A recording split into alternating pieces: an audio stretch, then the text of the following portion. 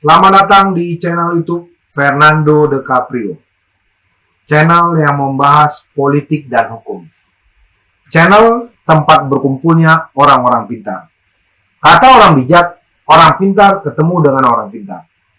Orang pintar tidak akan ketemu dengan orang bebal. Pada hari ini saya kedatangan sahabat saya, teman dekat saya. Saya cukup akrab dengan beliau karena beliau orangnya sangat humble dan supel. Setiap saya bertemu dengan dia di kampus, dia selalu membawa suasana yang membuat mencair. Saya sangat senang kalau bertemu dengan beliau. Beliau adalah seorang advokat dan juga sebagai dosen di Fakultas Hukum Universitas Kristen Indonesia. Beliau juga seorang kurator yang handal.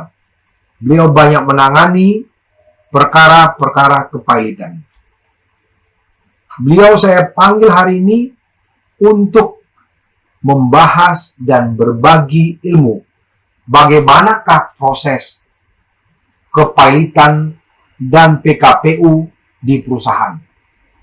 Inilah dia, bro saya, lay saya, abang saya, Dr. Henry J. Pandiangan, SHMH. Selamat datang, lay kandung, broku. Gimana kabar? Selamat datang, thank you. Kabarnya luar biasa. Luar biasa. Luar biasa tuh biasa di luar. Luar biasa nih. Ini selalu mencair. Ibarat apa? Es, ya. Dia kalau es di dalam lemari es membeku keras, keluar jadi cair. Jadi setiap ada pertemuan dosen-dosen, kalau ada beliau, akhirnya suasana itu jadi mencair. Yang tadi tegang-tegang. Kan begitu. Nah, ini dari mana tadi lay kandung, bro? Ya, muter-muter aja, pas dari kampus tadi. Dari kampus ya? Tanda tangan skripsi mahasiswa. Hmm. Panggilan dari layak ke sini datang jam. Masuk barang tuh. Pakaian santai. Orangnya nggak terlalu mau nyentrik-nyentrik. Ini yang saya salut. Dia santai. Kadang-kadang saya sendiri yang jadi agak minder. Saya terlalu rapi, dia nyentrik-nyentrik aja. Ini luar biasa. Begadang, Mak. Kotak-kotakin baju. Oh, pantas. Dalam tidur. Pantas, memang begitulah. Ini aku mau tanya. Ini kan channel kita ini kan berbagi ilmu. Ya. Berbagi ilmu pada masyarakat supaya masyarakat tahu bagaimana hak-hak dia. Ya, selaku warga negara. Kalau kewajiban, masyarakat itu sudah melaksanakan kewajiban. Ya. Karena apa? Ketika dia membeli sesuatu, dia sudah dikenai pajak. Apapun itu dia beli, udah kena pajak. Yang jadi masalah adalah rakyat itu banyak yang nggak tahu apa yang menjadi hak dia. Kan begitu. Nah, di channel ini kita bahas bagaimana hak-hak dari masyarakat sehingga mereka mengerti hak mereka, ya, mengerti hak mereka ketika mereka berhadapan dengan hukum. Inilah channel kita. Nah, hari ini saya mengundang Lay untuk berbagi ilmu. Karena di luar sana sekarang lagi hot juga bagaimana satu perusahaan penerbangan nasional lagi diajukan PKPU. Nah, orang di luar sana, masyarakat kecil atau pengusaha pasti bertanya-tanya, bagaimana sih PKPU itu? Sampai akhirnya kepailitan. Nah, Lay kan banyak nangani masalah PKPU. Nanti gue minta Lay juga menceritakan satu kasus PKPU yang mungkin sangat kompleks ya. Lay boleh tutup identitasnya supaya kita bisa lebih terbuka gitu. Bisa Lay ceritakan bagaimana sih proses PKPU itu? Apa sih yang harus dimulai dan seperti apa sih nanti efek hukumnya terhadap perusahaan? Gimana, Lay? Ya, nah, kalau bicara PKPU, bicara kepailitan, itu masuk dalam bidang namanya kepailitan. Oke. Jadi kepailitan itu ada Undang-Undang 37 2004 ya. Oke.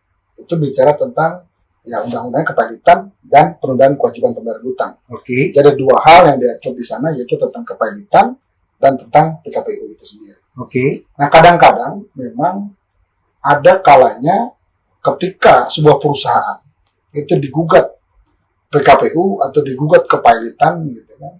Mereka menganggap bahwa ini akhir segalanya. Ibarat ada petir di siang bolong. Oke. Petir di siang dar gitu. Wah, udah kita nggak bisa ngapa-ngapain.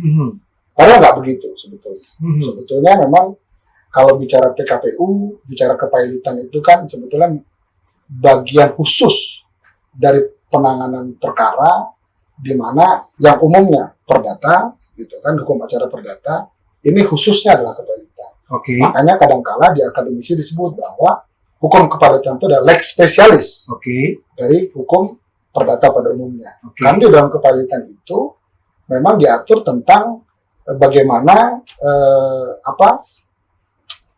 seorang kreditor, gitu kan, memperjuangkan haknya. Contoh misalnya gini, dalam perkara PKP dan kepailitan itu dasar diajukannya perkara itu karena adanya utang. Nah, utang itu ada definisi hukumnya. Kan memang definisi hukum di dalam undang-undang kepailitan itu limitatif. Misalnya pasal 1, kalau nggak salah pasal 1 kan. Utang adalah sesuatu yang dapat dinilai dengan uang. Jadi segala sesuatu yang dinilai dengan uang. Artinya tidak harus pinjam-meminjam uang, utang itu. Ya, segala sesuatu yang bisa dinilai dengan uang, baik mata uang rupiah Indonesia maupun mata uang asing, ya, baik yang ada saat ini maupun yang akan datang. Cuma sebentar. Nah, ini pas pertanyaannya. Yang saat ini, kalau saat ini kan udah jelas tuh. Betul. Yang akan datang seperti apa itu? Ya, jadi ada dalam kepailitan itu potensi. Misalnya nanti kita akan bahas lebih detail lagi. Jadi misalnya utang yang memang kewajiban yang belum dibayar saat ini, gitu kan? Atau potensi yang akan dibayarkan nantinya. Gitu kan? Nah, itu juga bisa masuk dalam terminologi utang di dalam kepailitan. Nah, baik yang lahir menurut undang-undang maupun yang lahir menurut perjanjian. Nah, itu basic lah. Kalau orang hukum udah pasti paham. Karena basicnya kalau memahami PKPU dan kepailitan pasti harus sudah paham betul hukum perdata dan hukum acara perdata. Bahkan hukum PT. Nah, jadi memang PKPU diciptakan itu terahnya atau rohnya itu adalah bagaimana seorang kreditor ketika dia mengajukan permohonan gitu ke pengadilan niaga, salah satu yang harus dibuktikan adalah adanya 2 atau lebih kreditor. Itu kalau nggak salah pasal 222 kalau PKPU. Tapi undang-undang kita kan kepailitan dulu baru PKPU. Tapi saya bahas PKPU dulu. Karena akibat PKPU itu adalah kepailitan. Nah, pasal 222 itu jelas bahwa debitor yang dapat memperkirakan dilakukannya perdamaian, gitu kan, dan memiliki 2 atau lebih kreditor, lalu memiliki utang yang salah satunya sudah jatuh waktu dapat ditagih, maka ia dapat mengajukan permohonan penundaan kewajiban pembayaran utang atau PKPU. Jadi, lihat dari definisinya bahwa PKPU itu adalah rohnya itu adalah restrukturisasi. Restrukturisasi yang diajukan atau yang dilakukan oleh debitor. Karena kan yang dimohonkan itu debitor. Jadi debitor yang bisa memperkirakan dapat mengajukan perdamaian gitu kan, terhadap utang-utangnya. Kan? Nah, dia bisa mengajukan proposal perdamaian atau restrukturisasi terhadap utangnya. Gitu. Nah, dalam hukum kepailitan yang bisa mengajukan PKPU itu debitor bisa.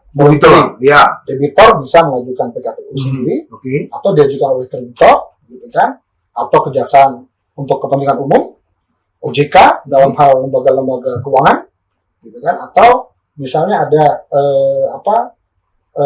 Bapepam. Kalau debitur berarti kan bahasanya secara sukarela. Sukarela, maka disebut dengan voluntary PKPU. Jadi dia mengajukan itu. Dan hukum acaranya memang agak sedikit unik, gitu kan, karena kalau voluntary PKPU yang mengajukan debitor dalam waktu 3 hari sejak didaftarkan, maka nah ini kalimat undang-undang yang kontroversi. Maka pengadilan harus mengabulkan. Nah, kata harus ini debatable dalam praktek. Gitu. Ada yang menganggap bahwa artinya kalau harus berarti harus dikabulkan. Gitu kan. Tapi dalam praktek kata harus itu didefinisikan bahwa tergantung pertimbangan hakimnya. Apakah memenuhi syarat formal diajukannya PKPU itu. Memang agak beda dia. Kalau untuk PKPU diajukan oleh debitor dengan PKPU diajukan oleh kreditor atau oleh pihak-pihak yang lain. Tetapi syaratnya sama, adalah 2 atau lebih kreditor yang memiliki salah satunya memiliki utang yang sudah jatuh waktu dan dapat ditagih. Nah, ini mutatis mutandis berlaku di kepahilitan juga.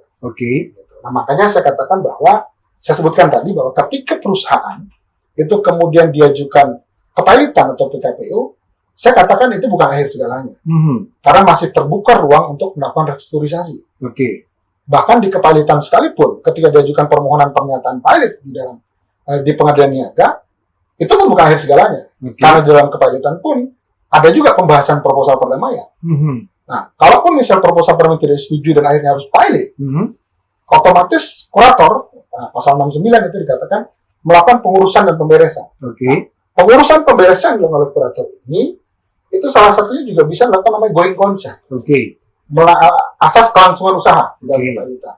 Itu pasal 104, lalu ada pasal 279 sampai 179 sampai 183 kalau nggak salah. Itu mekanisme diatur. Going concern ini pertanyaan pasti di luar sana pasti orang bertanya. Juga ini pasti ditanyakan oleh mungkin pengacara atau juga kurator, ya. Dia pasti tanya, going concern itu apakah kalau dilakukan ternyata perusahaan itu ya bukannya maju malah makin hancur, itu bagaimana tanggung jawab seorang kurator? Ini menarik. Kurator. Jadi memang tugas kurator di dalam kepahilitan itu bukan satu hal yang mudah. Jadi kurator-kurator itu dia harus handal.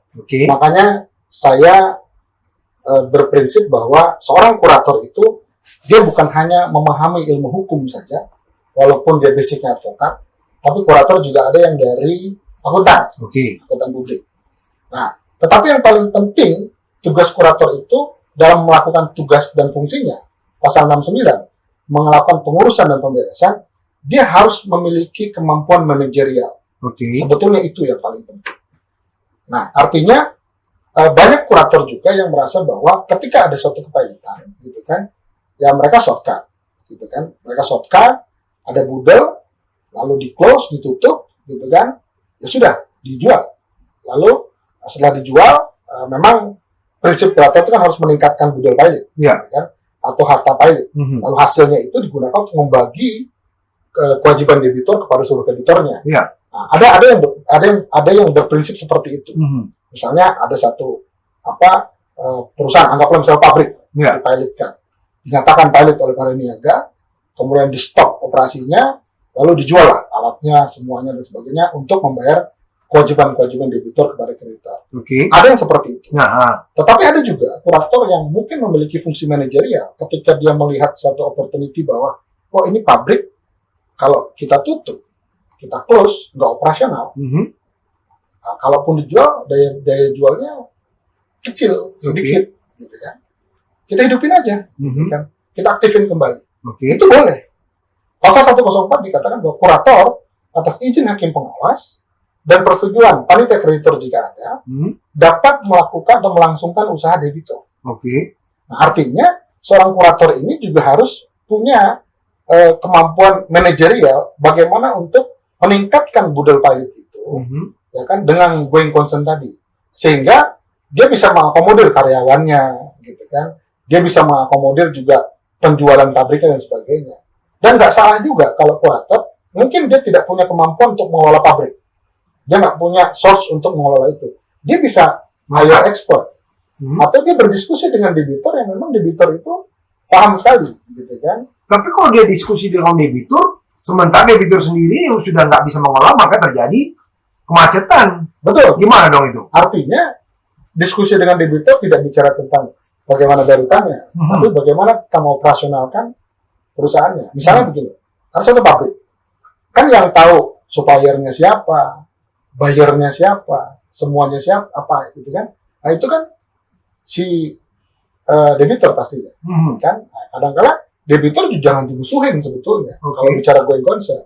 Walaupun artinya dia sudah gagal lah untuk melakukan pembayaran, lalu semuanya diambil alih oleh kurator, gitu kan. Karena kan pasal 21, 24 jelas, debitur sejak dinyatakan valid kehilangan haknya untuk mengurus semua hartanya. Maka kurator lah yang tampil, muncul. Pasal 69 tadi. Nah, kurator ini juga dalam melakukannya harus berstrategi, gitu kan.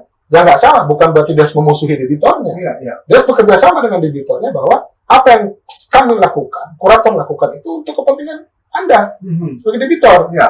Memenuhi kewajiban Anda kepada seluruh kreditor. Baik separatis, ada preferennya, ada konkurennya, gitu kan. Ya kita going concern-kan saja, gitu kan. Perusahaan enggak. Nanti kalau sudah going concern-nya bagus, perusahaannya jalan, even nanti kurator akan menjual aset itu, kan value-nya tinggi. Sehingga cita-cita hukum kepilitan tadi, bahwa tugas kurator untuk meningkatkan harta pilot tadi, itu terpenuhi. Dan bisa terbayar semua. Gitu. Coba bayangkan, misalnya satu hotel, kita PKPU kan, resort lah. Kalau saya cerita, contohnya ada resort. Ya tadinya bagus, gitu kan. Hanya karena utang sekian, tiba-tiba dinyatakan pilot, resort ini tutup. Listriknya dimatikan, gitu kan. Semua apa asetnya dikumpulkan lalu dijual-jual. Nah, itu satu fenomena. Coba kita bandingkan dengan fenomena going concern. Kita deketin. Oke, jangan musuhi kami sebagai kurator. Yuk kita sinergi. Ada going concern kok. Karena kepilitan itu kalau semua misalnya harta-hartanya sudah selesai dibayarkan, kan pasal 18. Kepilitan bisa dicabut. Gitu kan. Kalau udah selesai semua.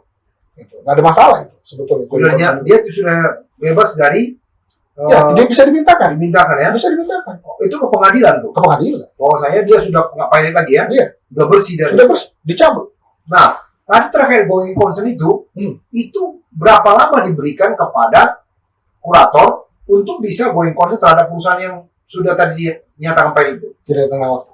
Oh, tidak ada tengah waktu. waktu. Nah, jadi, kalau misalnya dilihat itu bahwasanya perusahaan itu ternyata ketika going concern dia semakin turun hasilnya itu gimana? Nah, kalau semakin turun kan ada evaluasi. Maka saya katakan tadi bahwa yang paling penting ketika going concern adalah kemampuan manajerial daripada si kurator itu. Itu yang paling penting. Karena banyak juga yang, nah, ketika kurator itu memang dia tidak punya source untuk mengembangkan pabrik, hotel, dan sebagainya, misalnya aset-aset ini, gitu kan, maka dia boleh menggandeng investor, boleh, bahkan dalam baik mengatur bahwa ketika kurang dana pun, kurator atas persetujuan hakim pengawas dengan kreditor lainnya bisa mengajukan pinjaman kepada pihak ketiga. Boleh. Artinya kurator bisa ambil alih itu. Gitu kan. Nah, makanya ini yang sebetulnya yang ditakuti oleh para pengusaha. Nah, sebentar. Kalau dia dalam keadaan pilot, lalu going concern, apakah dimungkinkan dia masih meminjam uang? Seperti tadi kata bro itu. Nah, minjam uang dalam artian begini. Kalau debitornya nggak boleh. Aha. Karena debitor sudah kehilangan haknya. Oke. Ini kuratornya. Kuratornya itu boleh. Mengatasnamakan kurator. Perusahaan tersebut.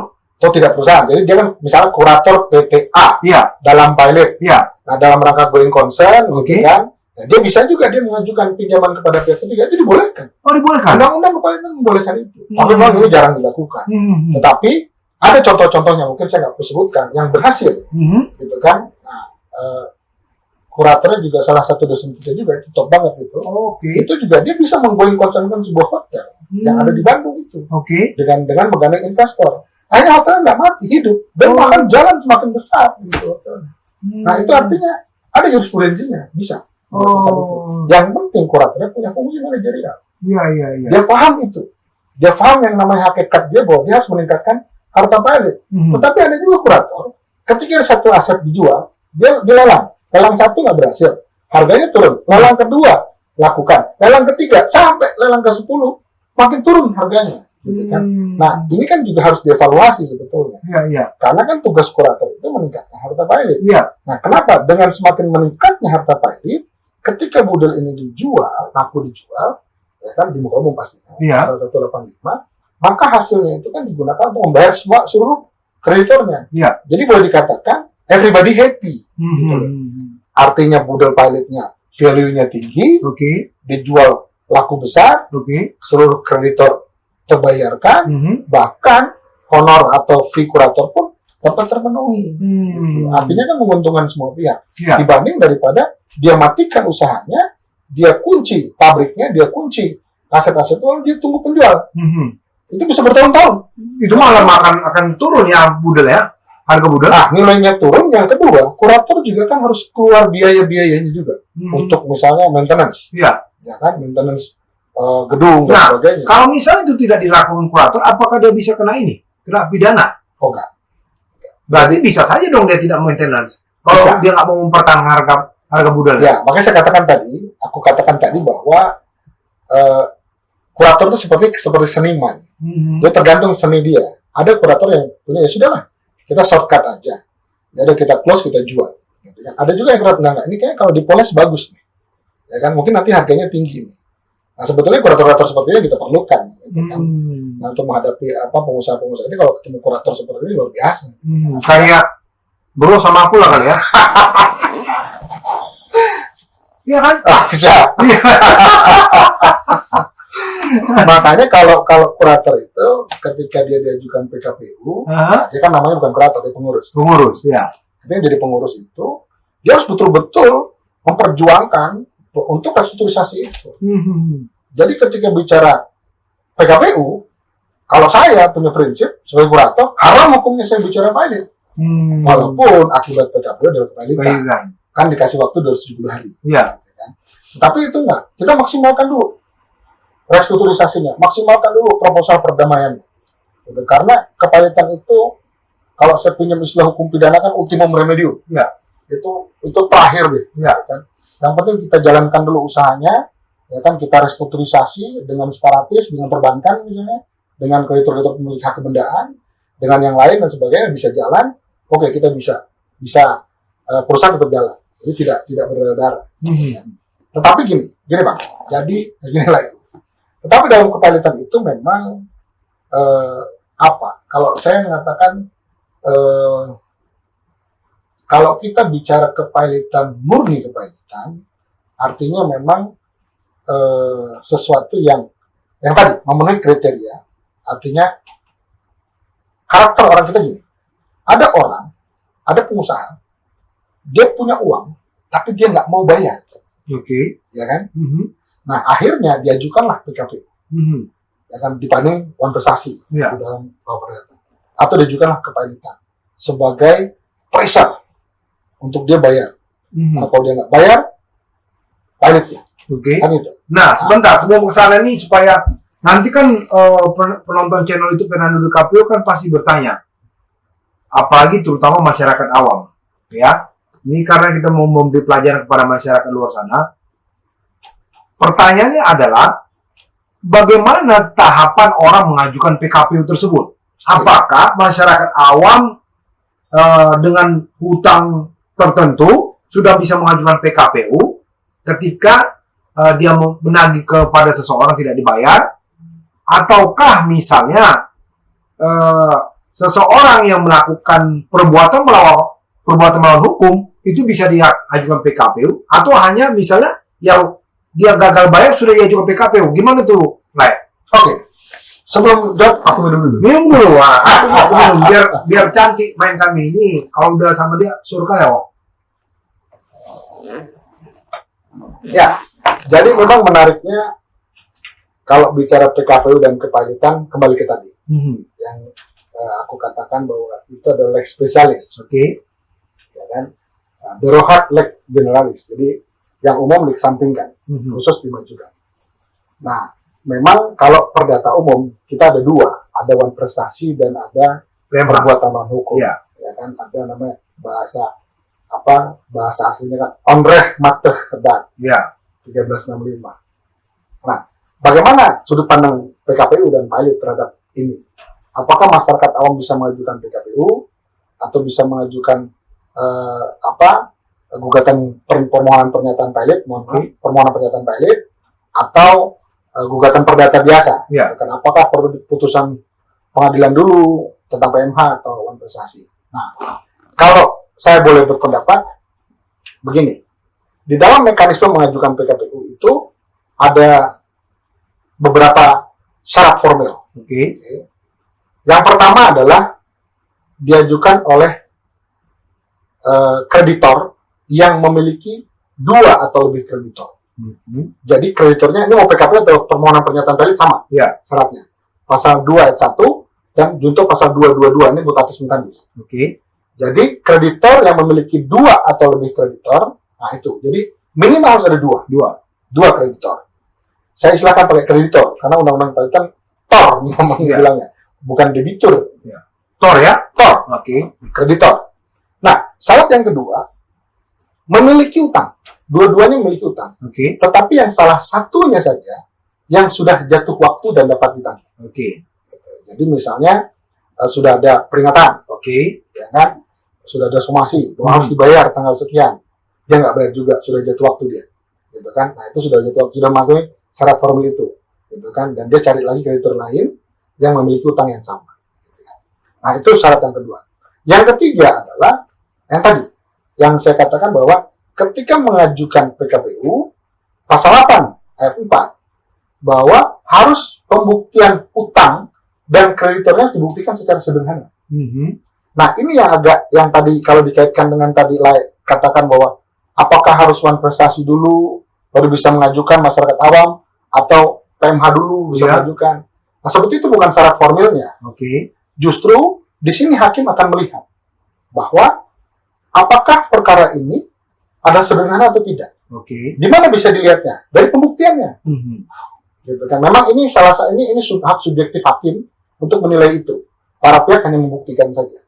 Hakim akan melihat bahwa ini sederhana nggak utangnya, gitu kan? Nah, terus ini sederhana nggak kreditornya? Artinya hakim secara simpel begini, debitor, Anda punya utang. Iya. Sama kreditor? Iya, betul, punya utang. Oke. Terus sama kreditor itu punya utang juga? Iya. Terus debitor tanya, tapi gini yang mulia, tapi kan kita udah saya bayar utangnya, tinggal nanti. Itu nanti. Nah, karena di penjelasan pasal 8 ayat 4 dibilang bahwa perbedaan jumlah utang tidak menghalangi diputusnya pernyataan balik. Oke. Gitu. Artinya perbedaan jumlah utang antara versi debitor dengan kreditor itu tidak menghalangi diputusnya pernyataan pilot. Dan itu dikatakan sederhananya gini, betul punya utang, betul, cukup. Mengenai jumlah, cara pembayaran itu nanti. Nah, beda halnya dengan bilang, saya nggak punya utang. Gitu. Atau utang saya muncul karena apa? Karena dia gugat saya. Secara PMH, saya harus bayar ganti rugi. Tapi perkaranya sudah naik ke banding, harus sudah naik ke kasasi. Nah, artinya hakim bisa ngambil siap, oh ternyata perkaranya tidak sederhana. Bisa saja permohonan PKP dan pernyataan PKP ditolak. Gitu. Karena ada barrier yang ketiga tadi. Harus dibuktikan secara sederhana. Gitu. Nah, barulah kemudian syarat formil yang keempat adalah harus menunjuk komposisi pengurus. Harus ada pernyataan pengurus. Karena saya pernah mengajukan itu lupa masukin nama pengurusnya, ditolak sama hakimnya, dan tidak masukkan pengurus. Gitu kan. Padahal undang-undang bilang sebegini, tapi kan itu hak subjektif hakim gitu, untuk memutus, dan saya nggak berani menilai putusan hakim. Gitu kan. Sebetulnya walaupun tidak ada kan boleh menunjuk BHP, Balai Peninggalan sebagai kurator atau sebagai pengurusnya. Tapi sudahlah, tidak ada masalah itu. Artinya saya bisa memasukkan itu menjadikan syarat formil diajukan ke PKPU. Nah, kalau pertanyaan lain tadi bahwa apakah masyarakat awam dapat mengajukan permohonan PKPU? Bisa. Karena PKPU sendiri tidak tergantung jumlahnya. Jadi, misalnya dibatasi sekarang. Kalau gugatan sederhana kan jelas. Sengketa di bawah 500 juta, lalu wilayah hukum di wilayah yang sama, sama advokat, sama advokatnya, nah itu bisa diajukan. Nah, kalau PKPU dan PKPU tidak. PKPU dan PKPU tidak ada batasan berapa jumlah utang, jumlah piutang atau tagihannya berapa, itu nggak ada. Tidak ada batasan. Artinya masyarakat awam boleh saja, asal memenuhi 4 kriteria tadi, 4 syarat formil tadi. Gitu. Nah, pertanyaannya, apakah setelah gugatan sederhana itu bisa diajukan PKPU? Setelah misalnya nih kreditur sudah mengajukan gugatan sederhana oleh pengadilan disetujui. Nah, hasil putusan pengadilan itu nyata menerima gugatan sederhana itu, apakah itu bisa diajukan PKPU? Nah, ini menarik. Ini bisa dikaji.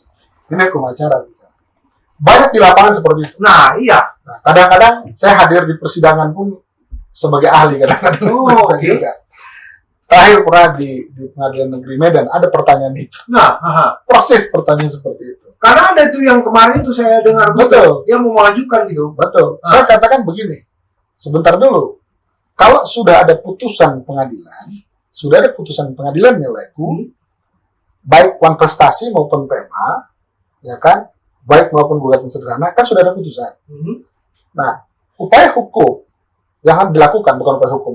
Upaya hukum kan ada luar biasa, banding, kasasi, sama PK yang luar biasa. Apa? Tindakan hukum yang dilakukan oleh pihak yang dimenangkan dalam perkara itu, eksekusi ke pengadilan. Bukan mengajukan PKPU atau kepalitan. Oh, jadi eksekusinya ke pengadilan. Oh. Terhadap utang-utangnya atau terhadap pembayarannya. Karena misalnya gini, ketika kita bersengketa lah, aku bersengketa sama Lai, gugatan sederhana. Ya, Lai divonis sama hakim bahwa Lai harus bayar kewajiban Lai kepada aku. Kan? Nah, yang aku lakukan bukan kemudian membawa putusan itu ke pengadilan, gitu kan? Ke pengadilan niaga untuk diajukan PKPU atau kepalitan, gitu kan?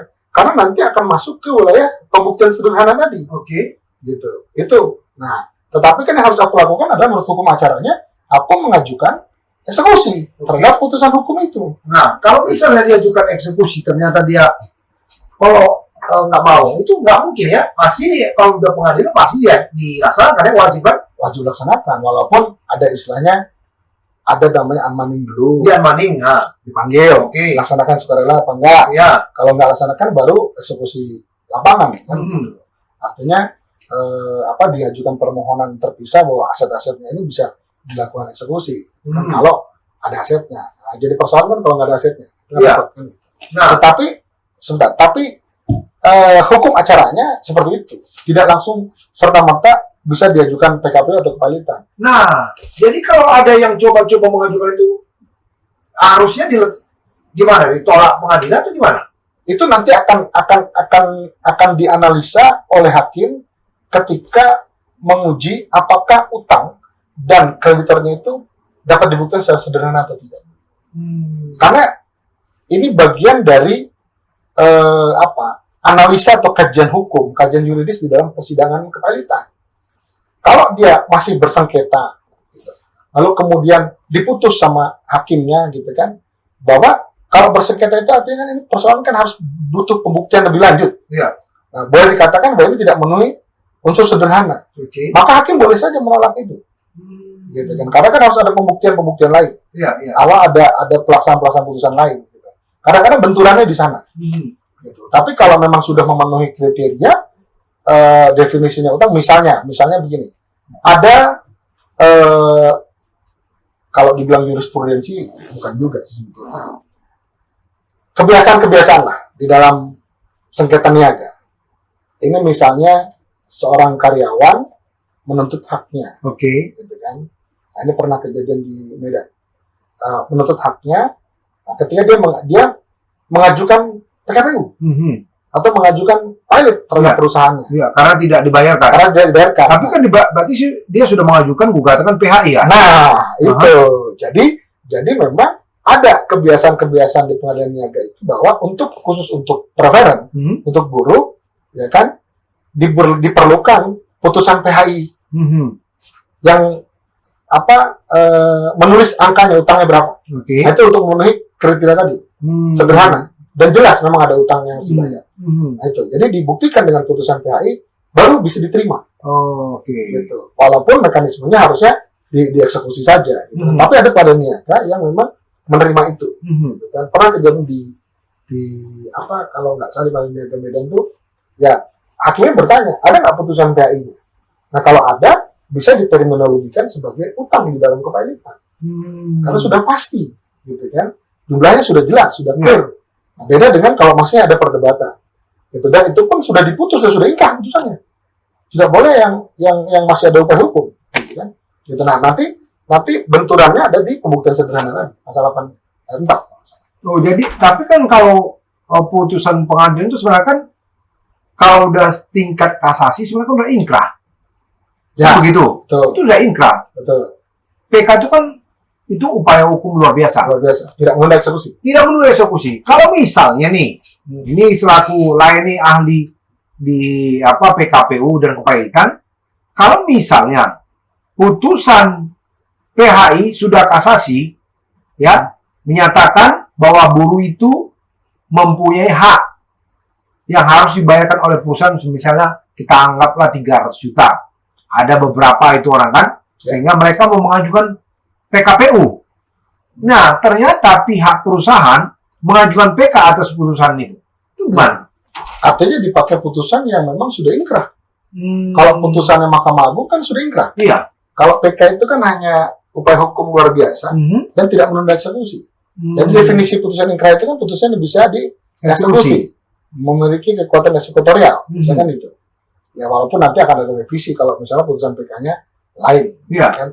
Tetapi kita hukum acaranya katakan bahwa kalau putusan itu sudah inkrah, ya bisa dilakukan. Mekanismenya seperti itu. Seperti itu ya. Nah, itu terkait dengan adanya sekarang ini pengajuan PKPU kepada perusahaan yang raksasa, bukan BUMN, ada lagi. Nah, sebenarnya bagaimana seorang hakim bisa menerima permohonan PKPU sementara misalnya utangnya sendiri ya lebih kecil daripada aset perusahaan itu? Itu gimana tuh? Nah, ini menarik. Kembali ke yang tadi. Jadi memang ada karakter pengusaha yang dia punya uang, tapi dia nggak mau bayar. Yang lain bilang tadi, asetnya banyak, cuma utang kan kecil. Sebenarnya bayar dia selesai. Kan? Nah ini kan egosentris lah. Ada yang seperti itu, sehingga ditempuhlah jalur PKPU. Karena PKPU ini kan yang mengerikannya ada asas publisitasnya. Jadi dia ketika diputus harus diumumkan di koran, di media, 2 harian nasional, kan? Dan ditulis di Berita Negara, gitu kan? Karena Berita Negara maksudnya supaya orang dianggap tahu putusan itu, kan? Ada juga unsur itu kalau mempermalukan ya. Sehingga dia untuk itu menekan untuk membayar gitu ya. Betul. Nah itulah dampak dari PKPU dan kepelitan itu yang memang yang harus diperhitungkan oleh pengusaha, karena memang terjadi. Itu perusahaan raksasa, tapi di PKPU terlibatkan dengan utang yang kecil. Itu kalau dibayar bisa juga. Betul. Nah itu kan karena memang yang tadi ada karakter bahwa udahlah, kata gitu. Dia mampu tapi dia nggak mau. Gitu kan. Nah seyogianya kan harusnya dia memang tidak mampu. Tapi asetnya banyak. Betul. Harusnya begitu kan. Tapi ini kan dia punya lah. Dan sebagainya. Nah, tapi itu tidak menjadi tolak ukur di dalam Undang-Undang 37 2004. Kalau ukur Undang-Undang 37 2004 itu hanya yang tadi, 2 atau lebih kreditor punya utang, salah satu sudah jatuh waktu dapat ditagih, lalu utang dan kreditornya dapat dibuktikan secara sederhana. Hanya itu syaratnya. Itu terpenuhi sudah dikabulkan. Nah, jadi kan ini ada perdebatan ini. Kemarin itu sampai katanya mau di moratorium itu. Karena ada salah satu perusahaan ini raksasa yang memproduksi pakaian militer baik di Indonesia maupun di luar negeri, ternyata diajukan PKPU hanya gara-gara dia punya hutang sekian M, sementara sudah aset dia sampai triliunan. Oleh karena itu sampai dibilang, wah ini kenapa nih pengadilan niaga menerima sementara aset dia begitu besar? Itu apakah karena itu tadi unsur-unsur yang kata lain bilang ya dia memang ada kesengajaan atau memang ada yang lain gimana? Kalau ini normatif aja sebetulnya. Karena Undang-Undang 37 2004 itu tidak mengatur tentang yang tadi kalau bahasa aslinya insolvency test. Tapi kan kita nggak menganut paham itu. Dicek dulu asetnya dan sebagainya. Kita tidak menganut paham itu.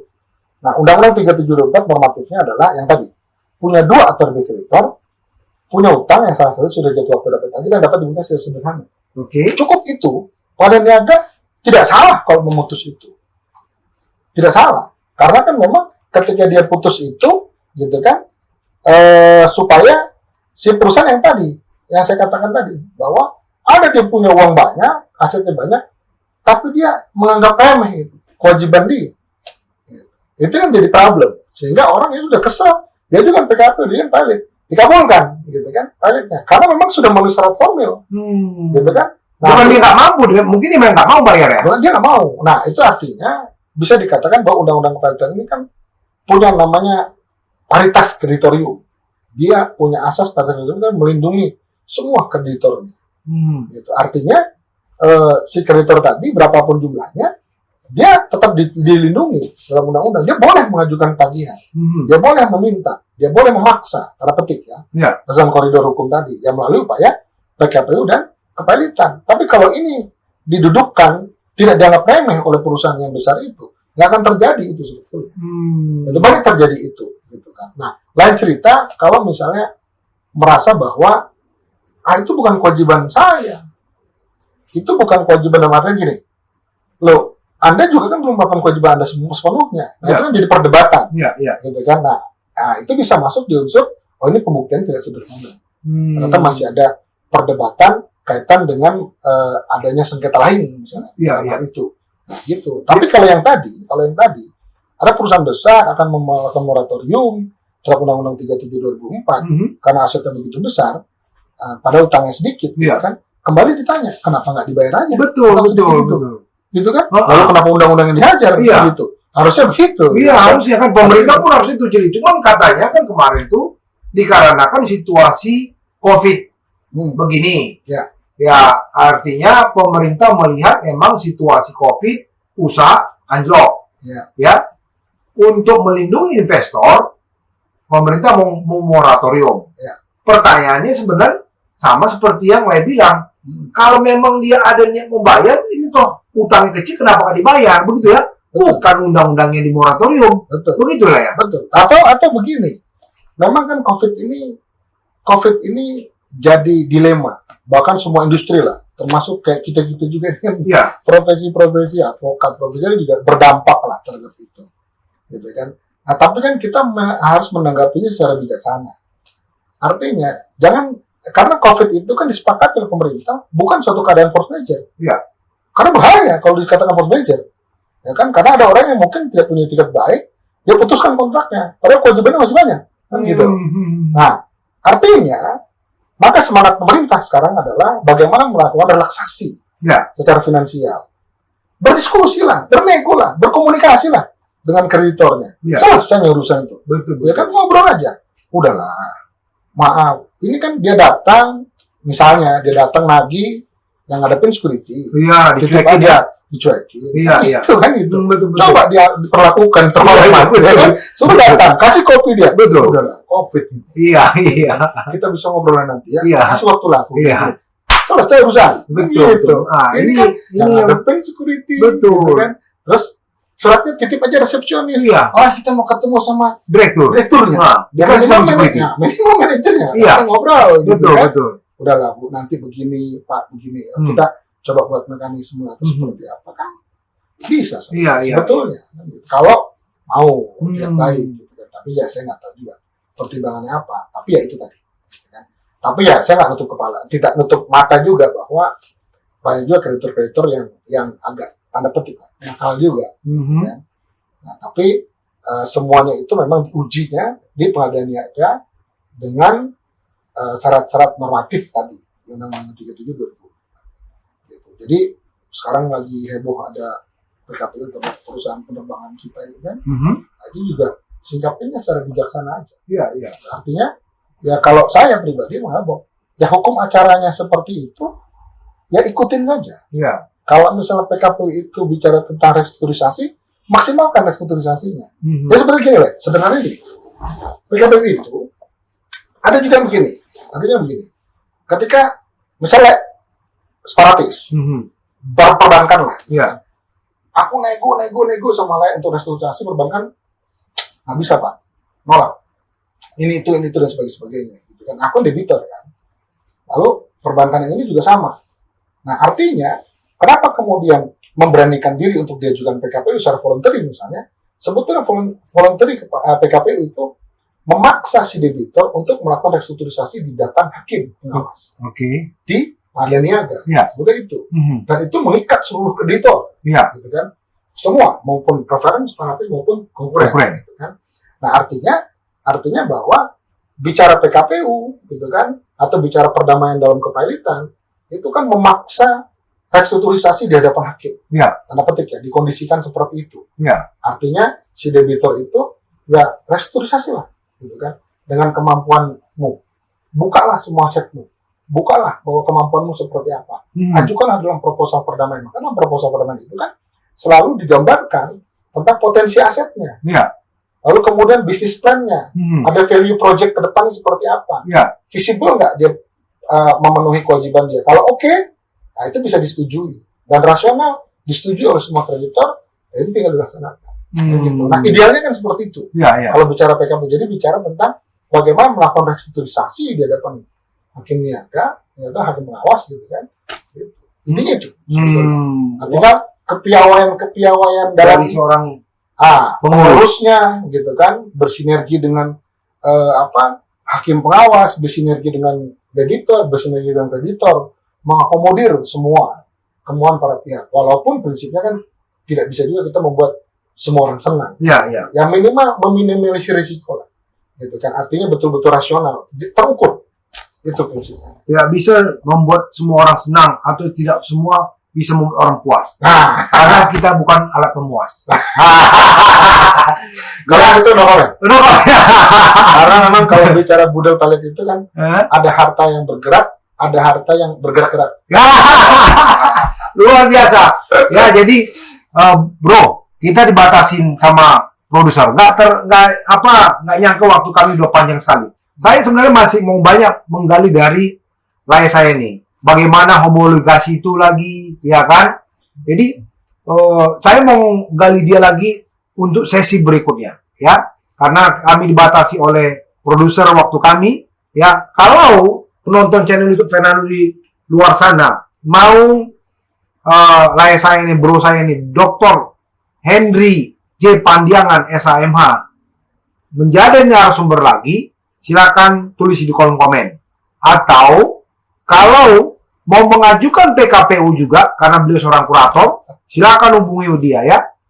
Kita di sini memberi kebebasan siapa mau dipilih sebagai pengacara atau pengurus atau kuratornya.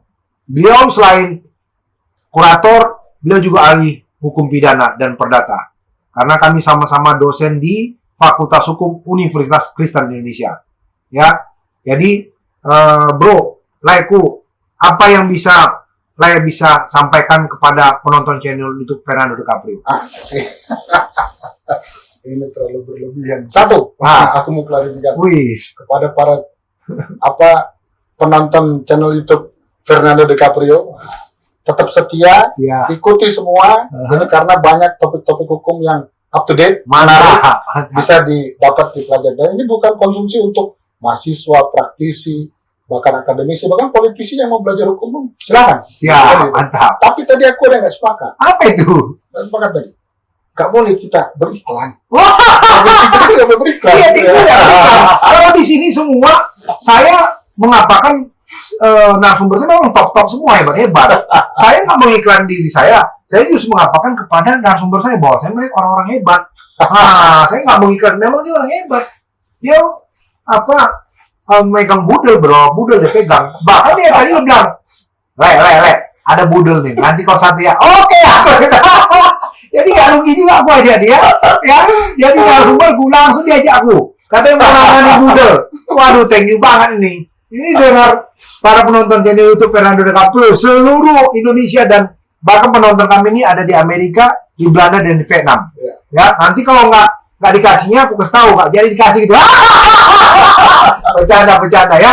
Itu aja yang udah disampaikan. Karena di sesi saya membagikan quote sama seperti yang diberikan oleh layar saya tentang bagaimana menyikapi hidup, bagaimana mengajukan PKPU, atau bagaimana ketika seorang kreditur menagih piutangnya kepada debitur, sikapi dengan baik seperti kata layar saya, jangan pula dikasih dengan security. Udah orang baik-baik datang disuruh hubungi security, gimana dia nggak tersinggung sehingga dia ngajukan PKPU. Dia bilang begini, hidup ini hanya sekali dan peluang itu juga sekali munculnya.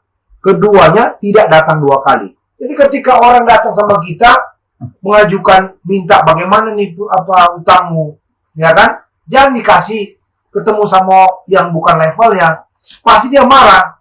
Jadi tidak usah sampai dia datang dua kali, dia akhirnya kesal, dia pasti ngajukan PKPU. Sama seperti kata Leko. Ya Leko ya, yang ganteng, yang baik hati dan tidak sombong. Ya, jadi itu aja Leko. Tetap semangat, jaga kesehatan. Besok-besok gua minta lu jadi narsum gua lagi. Ya, jaga kesehatan Leko ya. Thank you Leko. Thank you. Terima kasih banyak. Ya. Nah, ini penting ini. Nah, tos dulu kita. Tas. Ya. Oke. Thank you. Oke.